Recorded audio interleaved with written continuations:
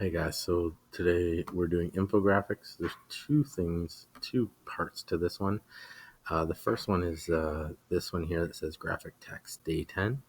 The first image is actually an infographic about infographics. And actually, the second one is also an infographic about infographics. And both of them kind of hint at what makes a good infographic.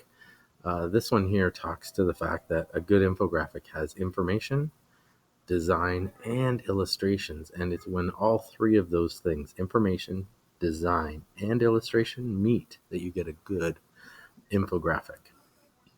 Next, what makes a good infographic? This one's kind of interesting. It makes you consider four layers instead of just three. Here you're looking at the data, which is the information, the design again. Shareability is another piece. Shareability is the idea that there's stuff that you want to be able to get out, and it's easy to get it from one person to another. Virality, that it can go viral, and where you're finding it. The next one is story, that it actually is clever and there's a message. And when you are missing the story but you have all the other parts, that means your infographic is boring. If you are missing design but you have all the other parts, it's amateur.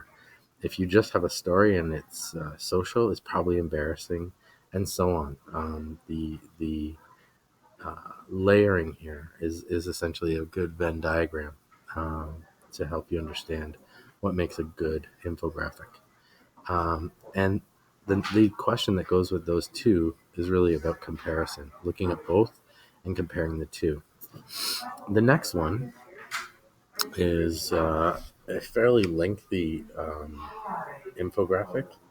You need to control C that, put it into a new page, and go to that page.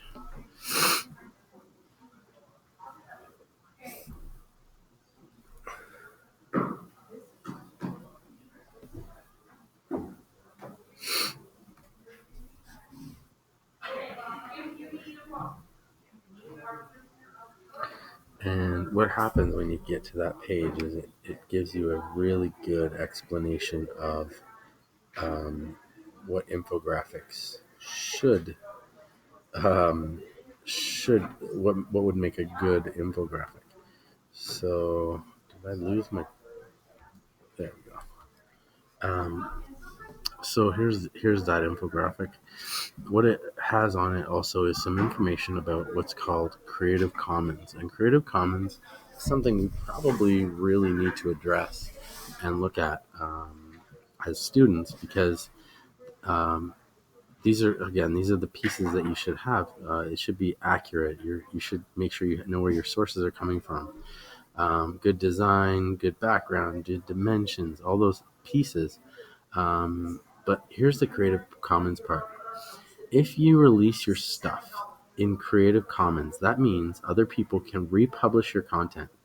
If you don't want people to steal what you make, you have to make sure that you say it's not that it's limited. You don't want it out there.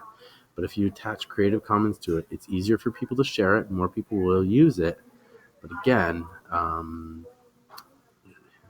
you're helping the world. You're not really helping yourself. And uh, I don't want to encourage students to go one way or the other, but I do want to make sure you understand there's a difference. So the next thing, yeah, of course, you have codes, embed codes. You can insert other layers. You can mention who you're getting your stuff from, and then getting it out there. Use links, use social media, all that kind of thing. Um, there are so many infographics out there, 800% more than there were year upon year, based on this information here. Now, that is outdated, obviously. It's probably changed in the last while. But again, the idea being you do have a lot of options. Okay, so I'm going to close this screen and go back to this one. The last parts here, there's two more questions. What can infographics consist of? You can use charts, pie graphs, diagrams, just words like charts together, diagrams or little symbols, sketches, all kinds of stuff. But it's the idea that you put it together in something that is cohesive. Finally, prepare a quick infographic of at least two of the items above, so something from this chart, a drawing, a timeline, a image, whatever, and teach me something you care about. And what I've done here is I've actually done on a separate sheet. Teach me about something you're passionate about and that you think I don't know about.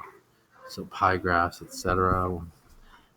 Use these elements, many of these elements, and good luck.